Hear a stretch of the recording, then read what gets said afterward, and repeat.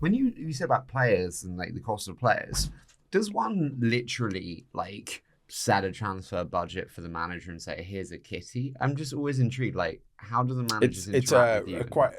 It's actually quite a detailed procedure.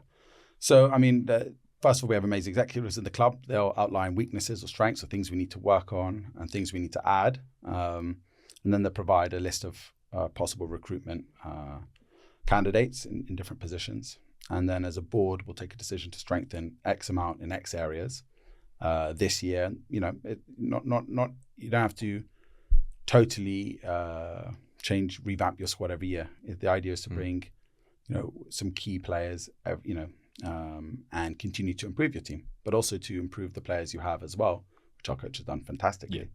So it's quite a strategic procedure, and a lot of things on data science and a lot of data behind not only players you're looking at, but also what your team is doing at the moment. So is that an Eddie into Dan Ashworth that then gets brought to you? The footballing team will have detailed conversations before it gets to the board about which areas they think they can strengthen, possible targets they like, and that will all be backed up by the data. Actually, our chairman of the team, Yas, is probably the most data-driven individual you've ever met. Really? He really is instilled into this club a discipline of getting all the facts and all the data first, and I've learned a lot from that. And so we see an incredible amount of data, more than I've ever seen in any other business.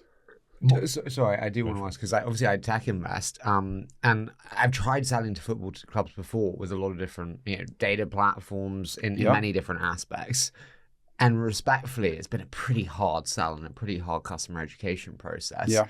Like, is that unique to Newcastle? Do you think most clubs are data first now in terms of how they buy players, grow? It's getting there. I'm not sure. It's been a hard process. Yeah. But it's something we put first. And I think that is something that could potentially give us an edge. And I think it's very, very important. Obviously there's data gets you so far. The character of the player has to fit into the dynamic of the dressing room. Eddie Howe's very particular about the type of player he brings in. They must fight for the team. They must be a team player. And so we have a bunch of amazing characters. And that really helps us, They work tirelessly. They give everything on the pitch, and they love the city and they love the club. And so data is so important, but also the character of the individual as well. Yeah. You don't want to upset the dressing room. You don't want to change the dynamic.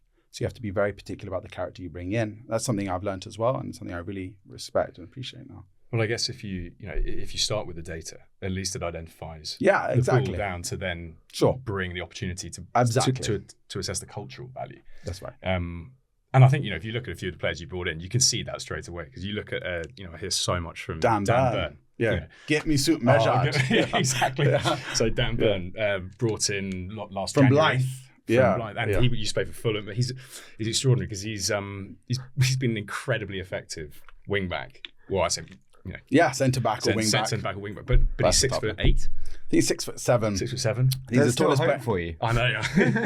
At one point, we have actually, I think, the tallest player in the Premier League and the shortest player, Ryan Fraser. Yeah. So I remember there was a picture of them walking out, and Kieran Trippier put on his Instagram. It was nice for Dan Burn to bring his son out for the day, which was quite funny. It looks brilliant. Yeah. But I guess, if you look at those players, it comes back to the first thing I was referencing, which was the expectation labelled on Newcastle post-takeover. And, I think everyone was expecting your Lewandowskis and your Mbappes to be in the papers, rather than your Kieran Trippiers, your Dan Burns, the Chris Woods of the world, that actually, by the sounds of it from your side, were very strategically targeted to fit a specific mould to meet the objectives that you'd set. Yeah, no, I think there was that expectation. I think the problem with that expectation is not what we'd communicated, that this was a long-term investment strategy. Secondary, we're also at the bottom of the league, or second bottom from the league. The only team in English football as of December last year not to have won a game. And it was uncomfortable viewing, especially for the new ownership. It was supposed to bring a sweeping change in what does that feel? What does that feel like? You're sitting in the stands. Oh God! It's what,